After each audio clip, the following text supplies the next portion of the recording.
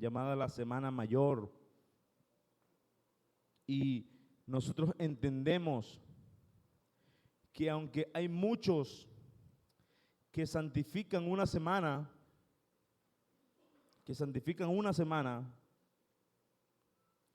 el Señor nos manda y nos demanda a vivir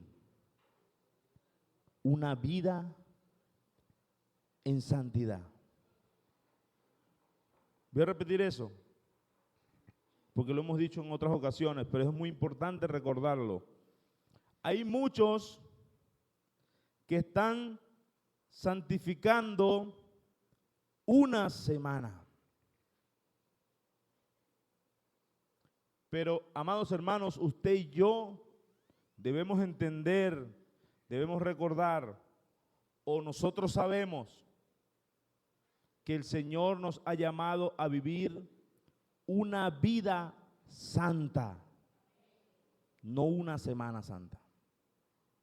Así que cuidado con eso, porque hay gente que no come carne en Semana Santa. O sea que si es pecado, hermano, usted tiene que dejar de comer carne todo el año. Porque si es eso lo que lo santifica, dejar de comer carne, usted tiene que dejar de comer carne todo el año. Si es eso lo que lo hace caer a usted. Ojo con eso. A mí no me hace caer eso. No tengo problema con eso. Pero si a usted lo hace caer comer carne, no solo una semana tiene que dejar de comer carne. Si usted lo hace caer tal cosa, no solo en una semana tiene que abstenerte de eso. El Señor demanda una vida santa. Sed santos, porque yo soy santo. Amén. Entonces es una semana, debe ser una vida santa. ¿Cuántos dan gloria al Señor? Ahora, si es muy bonito, si es muy hermoso, el recordatorio, ¿no? Algo que sucede bonito en esta fecha es que vemos como mucha gente se pone de acuerdo para recordar el sacrificio de Cristo. Y eso para nosotros es una ventaja. ¿Sí? Para nosotros es una ventaja que mucha gente hoy está recordando la resurrección. De hecho, se llama el domingo pasado, ¿quién vino con las palmas? Kennedy, ¿viniste? Con las palmas, ¿sí? ¿Quién más vino con las palmas? Porque el domingo pasado fue domingo de Ramos y hoy es domingo de resurrección. Entonces es bonito cómo se va como que conmemorando cada día un suceso, camino o en la recta final al Calvario. Eso es hermoso, hermanos. Pero usted y yo tenemos que también recordarlo a diario. Ahora, hoy vimos una representación con las chicas de danza, cuando ellas representaban todo este sufrimiento hasta la crucifixión de nuestro Señor, y escuchábamos, o más o menos escuchábamos algunas cosas que se decía allí, como espinas de cedro, clavando, tocando la fibra nerviosa, como una manta desprendida arrancó la piel, como tantos metros tuvo que caminar el Señor ensangrentado, cómo se convirtió en una masa de sangre y todo eso que ellas iban representando allí, hermanos, para que nosotros como que valoremos más el sacrificio de Cristo, porque muchas veces vemos a Cristo desde su divinidad y al verlo ensangrentado como una pelota de sangre, al verle los huesos, al verlo así, nosotros de una vez pensamos, pero Él es que es Dios. Para eso no fue nada para Él. Para Él eso no fue nada porque Él es Dios. Muchas veces no apreciamos el sacrificio de Cristo porque lo vemos desde la divinidad, ¿sí o no? Pero cuando escuchamos todo lo que escuchamos y vimos representado ahí en esta representación, en esta danza con teatro, escuchamos y vemos procesos humanos del cuerpo, un shock hipovolémico, hematidrosis, sudor de sangre, fibras nerviosas tocando, cuando exhalaba le dolía ya el nervio y hacía todo el esfuerzo por inhalar, por exhalar, y la corona no lo dejaba recostarse. Hermanos, el Señor sufrió en la carne. ¿Cuántos se han machucado un dedo aquí? El dedo meñique, porque el dedo meñique está para eso, hermano. ¿Quiénes han pegado el dedo meñique de una esquina, de una cosa? ¿Cuánto duele eso, hermano? ¿Verdad que duele?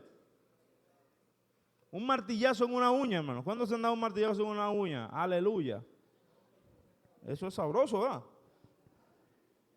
Hermanos, no tenemos ni idea el dolor tan grande que cargó Jesucristo, que pagó Jesucristo para que tú y yo fuésemos salvados, para extender el nuevo pacto,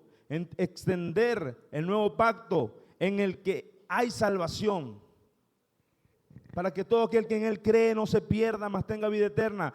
Fue necesario que Él sufriera, fue necesario que Él pagara el precio, fue necesario que Él fuera crucificado. Mis amados hermanos, Él sufrió hasta la muerte. Y por ahí veíamos imágenes de los látigos. No eran unas correas, hermano, como las que nosotros vemos ahorita. No era un mandador así como los que nosotros vemos en el llano, un mandador de cuero que pegan duro. Pero no eran así.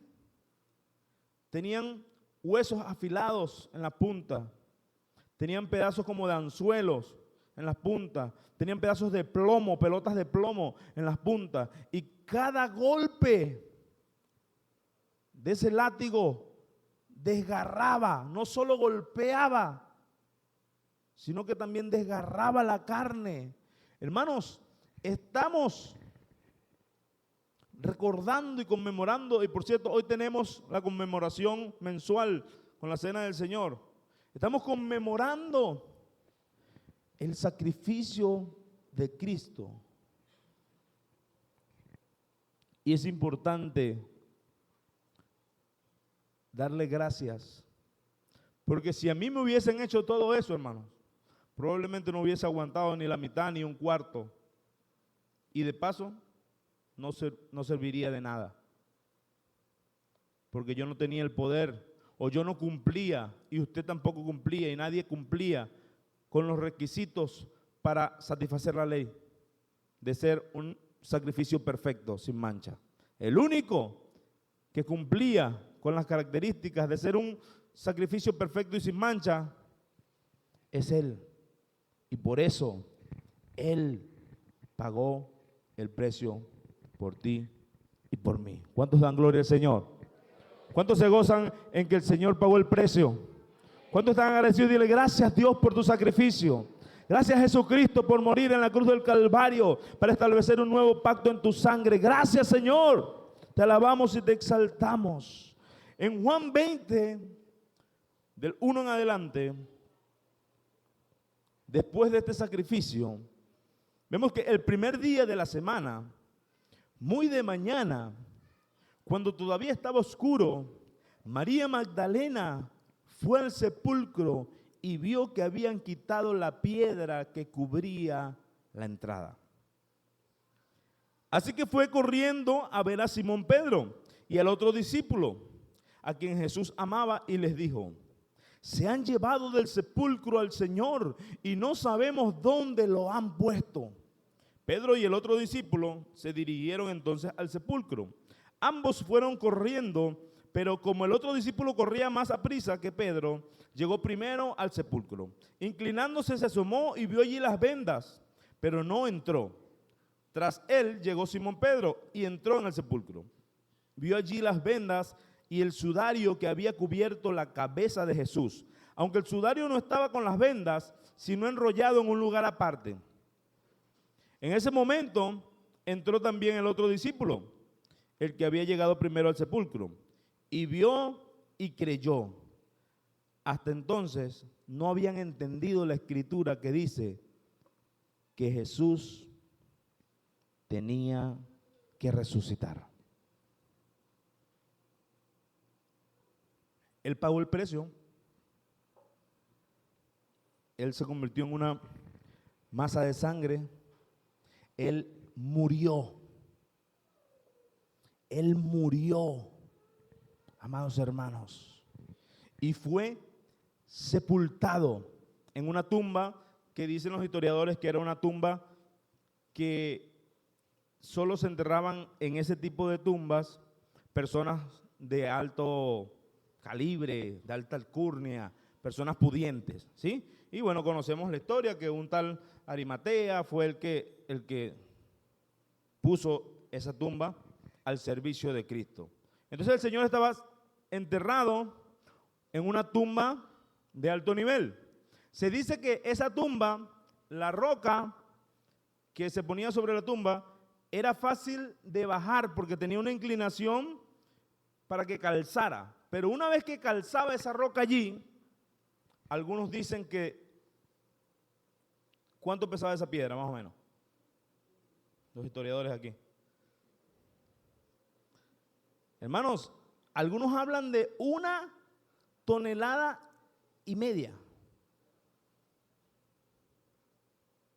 ¿Sí? De hecho, dicen entre 1 y 2 toneladas.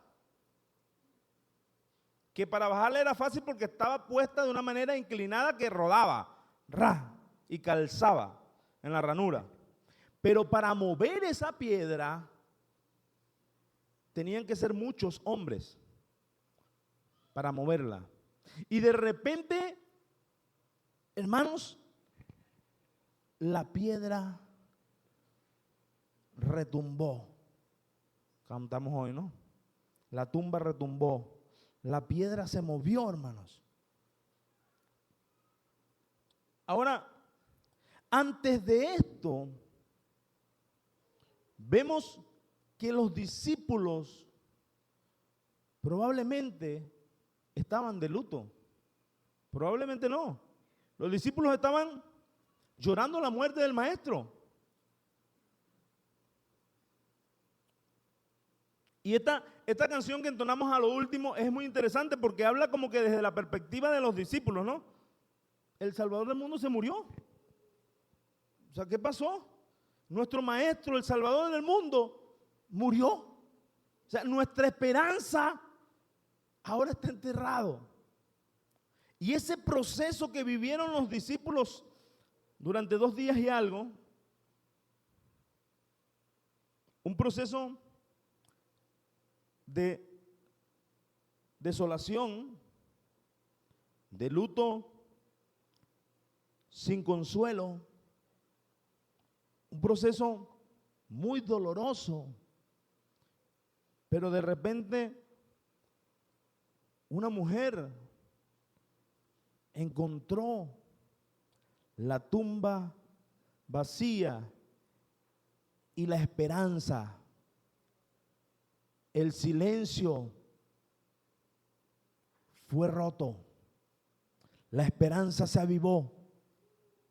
Algo sucedió en medio del dolor, en medio de ese luto, en medio del silencio. Algo se avivó. La esperanza. De repente, Simón. Y aquí Juan es bastante interesante que dice, y el otro discípulo, leyeron, ¿verdad? Y el otro discípulo, y era él mismo. Probablemente, de hecho se dice que ese discípulo al que él amaba, que él lo escribió así, bueno, el otro discípulo, ese al que él amaba, era él mismo, que estaba escribiendo ese mismo. Y tuvo la el detalle de decir que era más rápido que Pedro. O sea, que pasó era más rápido que Pedro. Sin embargo, no entró, pero llegó más rápido. Y lo dice varias veces. El que llegó primero. El que llegó primero. O sea, que Juan probablemente era un atleta. Lo cierto, hermanos, es que ese momento de silencio, de desesperanza, ese viernes silencioso de dolor y ese sábado de luto, fíjense, luego viene del viernes, un viernes de dolor silencioso, un sábado de luto y amanece un domingo que rompe ese silencio. Amanece un domingo donde hay una esperanza, un domingo donde se movió la piedra para dejar salir al maestro. El silencio fue roto, la esperanza apareció. Y quizás nosotros, como discípulos, no hemos pasado por algo así. Quizás nosotros como discípulos no hemos pasado por una situación de ese calibre. Pero sí sé que muchos de nosotros hemos pasado por procesos de dolor en donde hemos perdido toda esperanza. Sí sé que muchos de nosotros hemos estado en momentos en donde hemos sentido que en lo que habíamos puesto nuestra inversión, nuestro corazón de una manera u otra, en lo que estábamos apuntando, de repente cambió el panorama y la esperanza se acabó. ¿Quiénes han pasado por momentos así de dificultad, hermano? Donde la esperanza se acaba, donde el luto nos invade de manera repentina, donde todo parecía ir viento en popa y de repente todo se derrumbó. Momentos de dolor, momentos de tensión, hermanos, momentos donde no hay esperanza, porque ellos no tenían esperanza, lo mataron. Así muchas veces nos pasa a nosotros, hermanos. Pero el Señor Jesús, el que venció a la muerte, es el mismo que está con nosotros hoy. El Señor Jesús, el que venció a la muerte, es el mismo que está contigo hoy. Y la resurrección como tal, mis amados hermanos, no es solo un evento histórico que los historiadores han tenido que reconocerlo de una manera u otra, porque no hay enlaces históricos que desmientan. Y cuando usted se pone a investigar, y de hecho hay eruditos incrédulos que han empezado a investigar, y dice, yo voy a investigar científicamente, históricamente, cómo fue este montaje, cómo fue esta mentira de la resurrección. Y empiezan a investigar y tenemos testimonios de grandes periodistas, de grandes científicos, de grandes maestros de la ciencia que empezaron a investigar y terminaron convertidos a los pies de Cristo, porque históricamente y científicamente dicen que hay un eslabón perdido, y el eslabón perdido es el cuerpo de Cristo, los huesos de Cristo. ¿Y saben por qué está perdido? Dígale, porque Él resucitó, porque Él resucitó, porque Él venció a la muerte. ¿Cuántos dan gloria a Dios?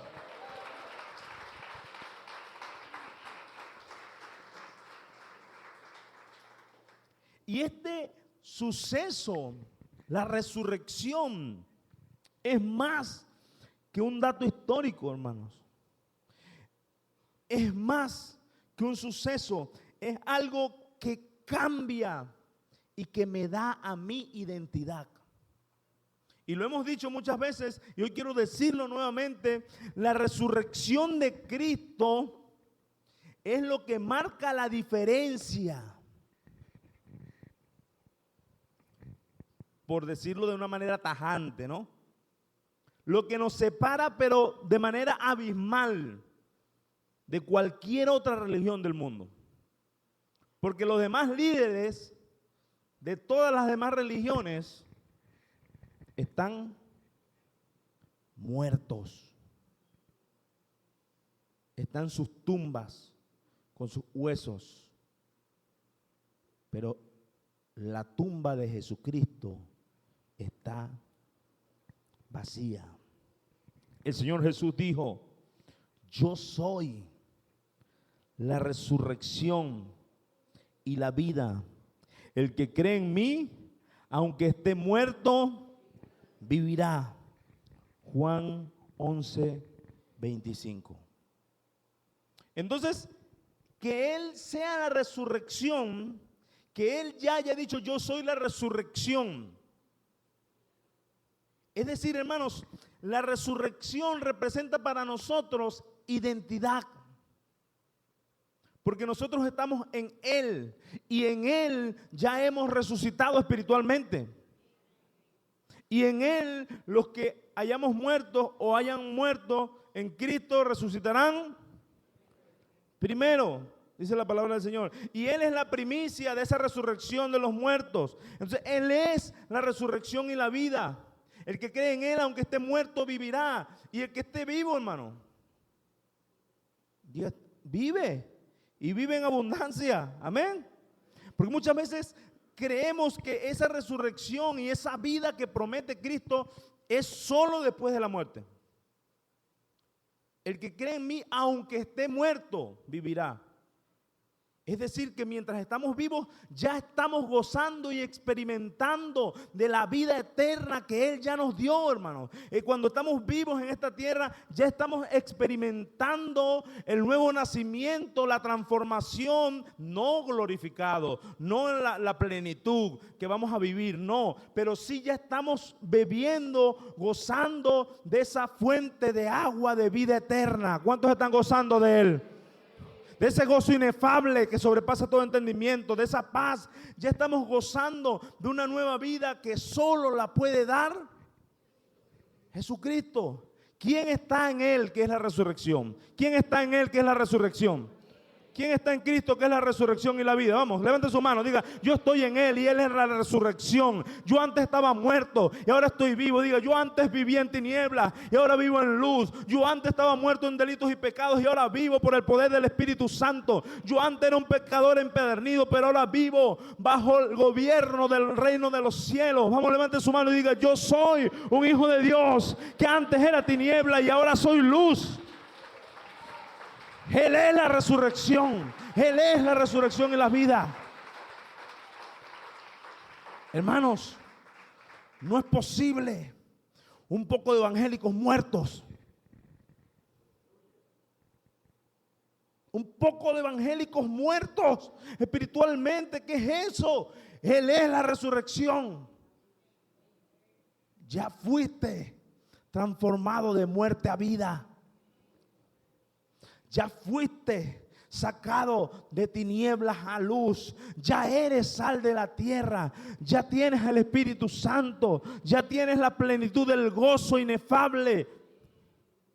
Ya estás en Él, hermano. En Él hay plenitud de gozo. ¿Cuántos lo creen? Entonces, yo entiendo y yo he dicho y lo sigo diciendo y lo voy a seguir diciendo, que la plenitud, el sufrimiento se va a acabar es en un momento escatológico, ¿sí? Cuando seamos revestidos de gloria, cuando esto mortal sea vestido de inmortalidad. ¿Cuántos están conscientes de eso? Eso no está en discusión ahorita. Nosotros estamos súper claros de eso. Ahora, hay otro problemita. Teniendo claro eso, hay otro problema. Que hay evangélicos que quieren vivir conscientemente como miserables. Es decir, por ser evangélico yo quiero ser un miserable. Y yo quiero vivir arrastrado. Y yo quiero vivir... Hermanos, si nos toca vivir así, amén, porque así vivieron los apóstoles. Amén. Pero no es que esa sea la mentalidad, porque el apóstol Pablo encadenado dijo: todo lo puedo en Cristo que me fortalece. Él no hablaba como un arrastrado, él no hablaba como un miserable, él no hablaba como una cucaracha, no, él no hablaba así. Y estaba encadenado, encarcelado, había sido azotado. Entonces sácate ese chip de miseria. Sácate ese chic del pobrecito evangélico que me pisotean. No, tú eres un vencedor en Cristo Jesús, aunque te pisoteen. Tú eres un vencedor en Cristo Jesús, aunque nos encarcelen. ¿Sí ven? Hermanos, debemos aprender a experimentar o a vivir conforme a lo que dice la palabra del Señor. Y es que dice que Él nos da una paz que sobrepasa todo entendimiento. Es que dice que Él nos da un gozo inefable. Es que dice que aunque vengan tribulaciones y tormentas podemos vivir confiados porque Él ya venció. ¿Cuántos dicen amén? Entonces la resurrección de Cristo me da una identidad a mí que es inamovible, pese a las tormentas, pese a las circunstancias, pese a las enfermedades. Yo tengo una identidad porque yo estoy en el que es la resurrección y la vida. Yo estoy en el que es la resurrección y la vida. Y eso cambió mi identidad. Porque ahora yo en Él estoy vivo. Él depositó en mí vida eterna, vida en abundancia. ¿Cuántos lo creen? Y eso debe cambiar mi manera de pensar. Eso debe cambiar mi manera de ver las cosas.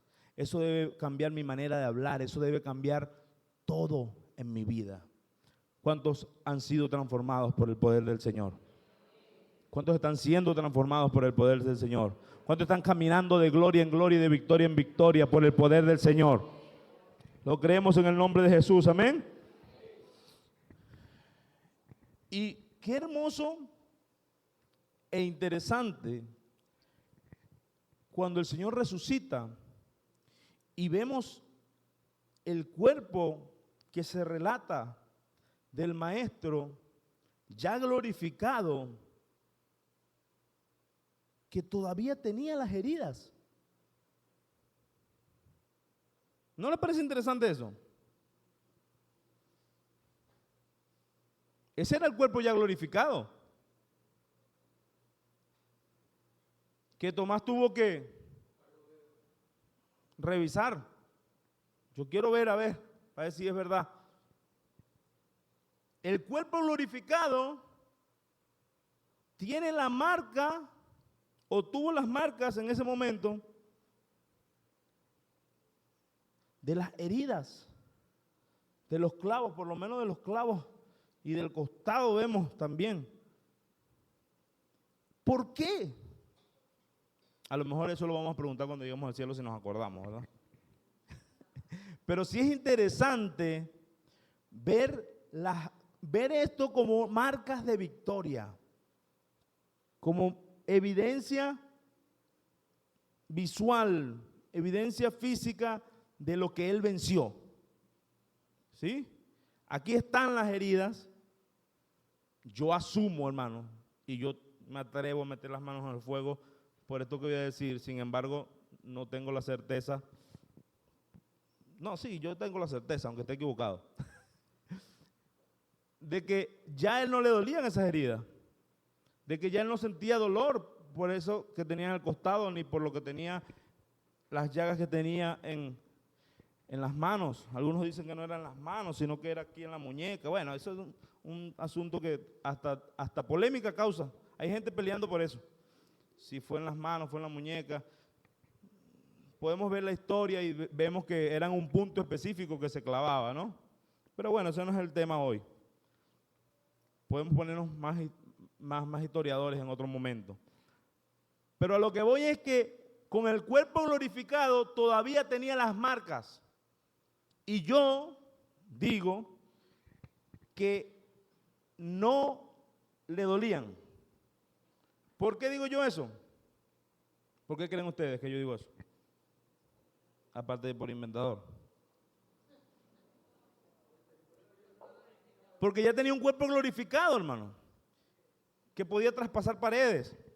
Ya tenía un cuerpo glorificado. Y en el cuerpo glorificado nosotros entendemos y asumimos que ya no va a haber más dolor. que ya no va a haber más llanto, que ya no va a haber más enfermedad, que ya lo mortal fue vestido de inmortalidad.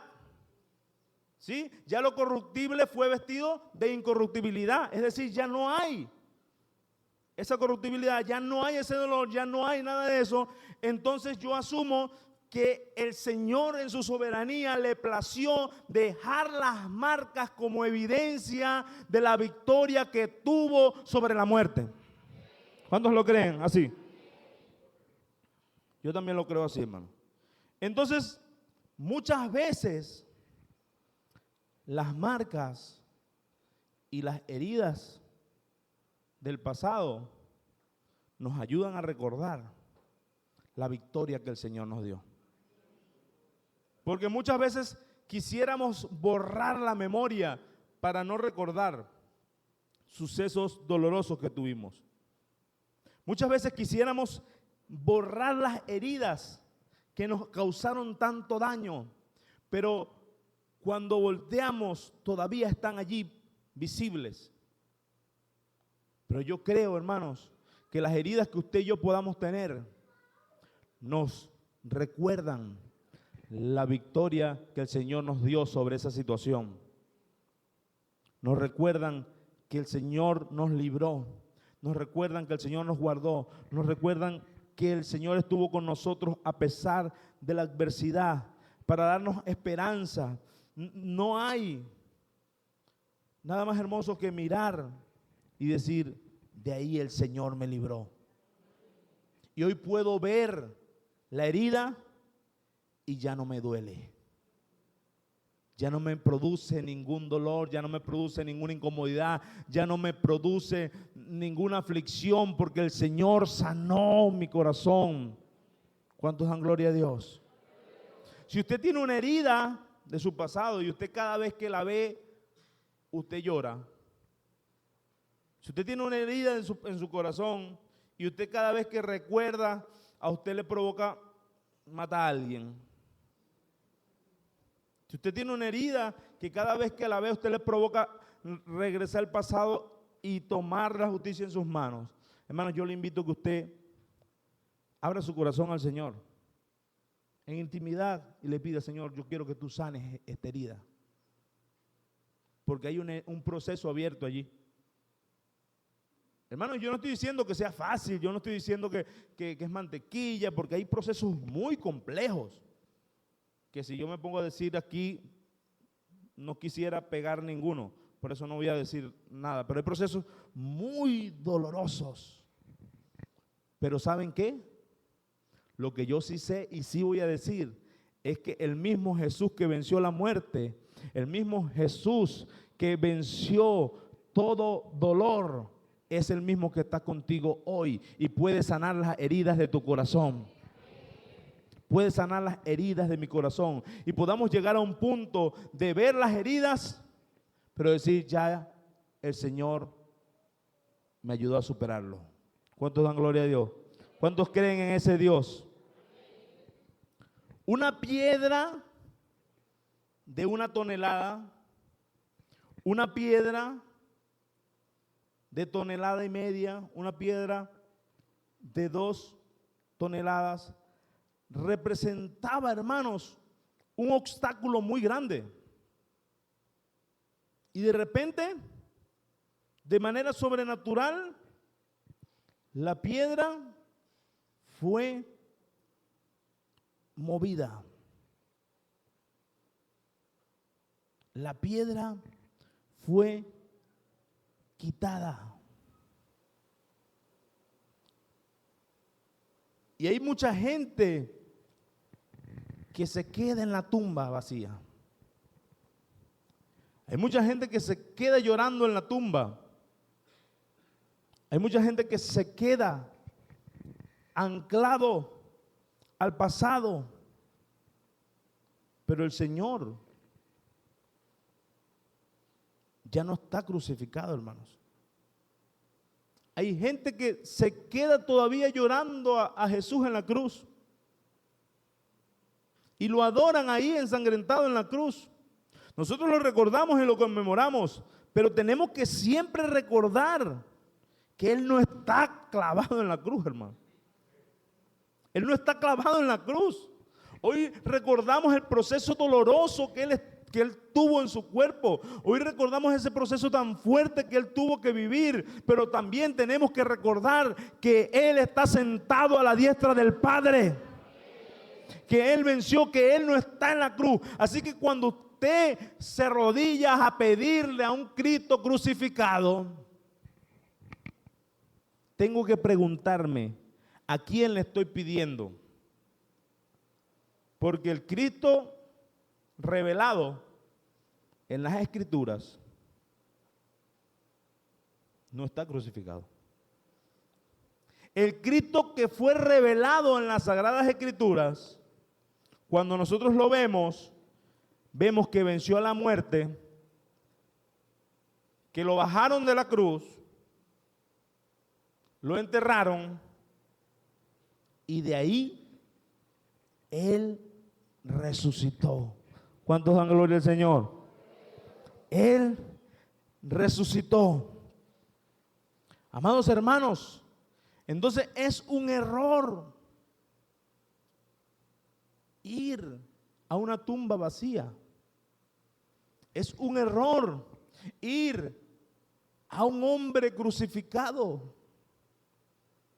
Conmemoramos ese sacrificio para alabarlo y para recordar que Él venció la muerte.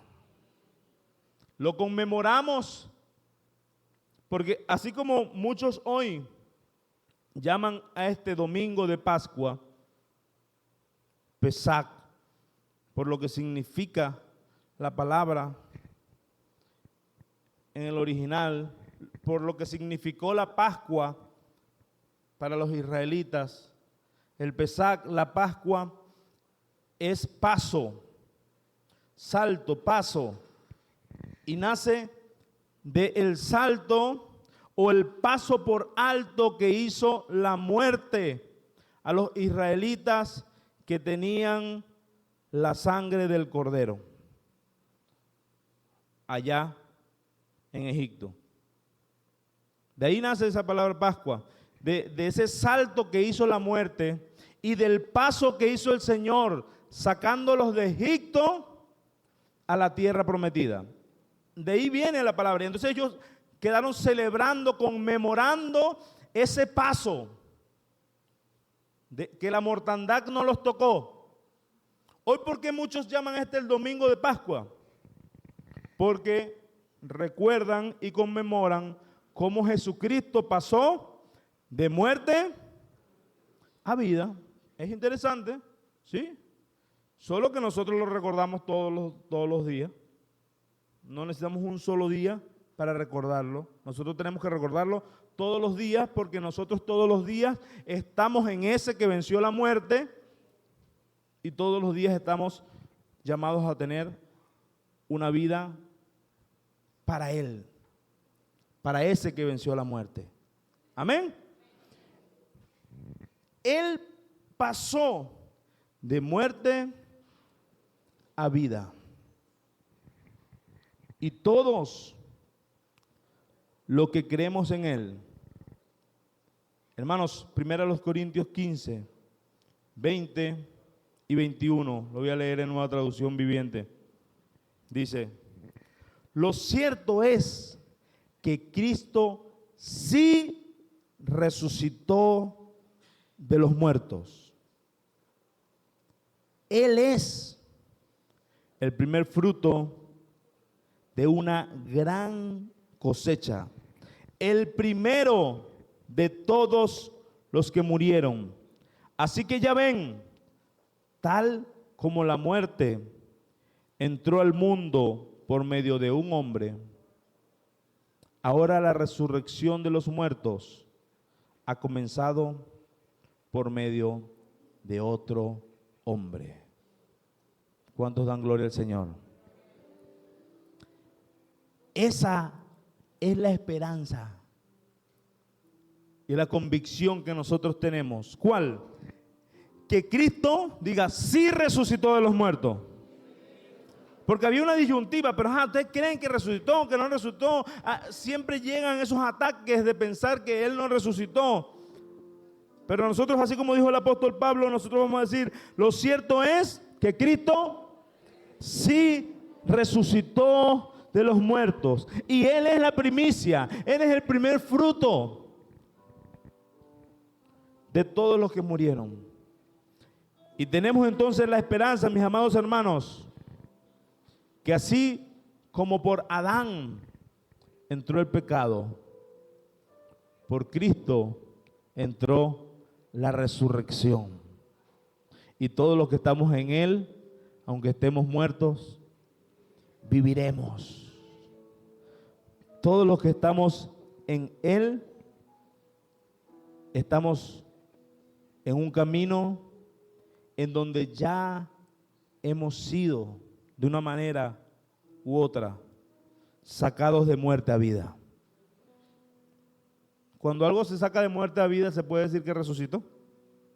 De una manera u otra, entonces ya nosotros gozamos de una resurrección, que es porque fuimos sacados de muerte a vida. Él resucitó y por eso usted y yo tenemos vida eterna, vida en abundancia. Yo quiero hacer el llamado de los que en esta mañana todavía no han confesado públicamente a Jesucristo como su Señor y Salvador. Porque Él lo dijo, en ningún otro hay salvación. Él lo dijo, yo soy el camino, la verdad y la vida. Nadie viene al Padre si no es por mí. Amado amigo, amiga que me escuchas, si hoy usted quiere confesar a Cristo porque Él lo ha llamado, porque Él le ha tocado su corazón, yo te invito a pasar adelante para que confieses a Jesucristo como tu Señor y Salvador, porque solo en Él hay salvación, solo en Él podemos gozar de esa resurrección, por Él entra la resurrección, en ningún otro hay salvación. Si hay alguien aquí que quiere pasar, yo le hago la invitación. Señor, te damos gracias. Te damos gracias por tu sacrificio. Dale gracias, mi amado hermano. Dale gracias por el sacrificio. Gracias, Señor. Espíritu Santo, gracias por tu obra. Señor Jesús, gracias por ese amor tan grande. Gracias por ese amor tan grande que no merecía, que no merezco, Señor. Él nos amó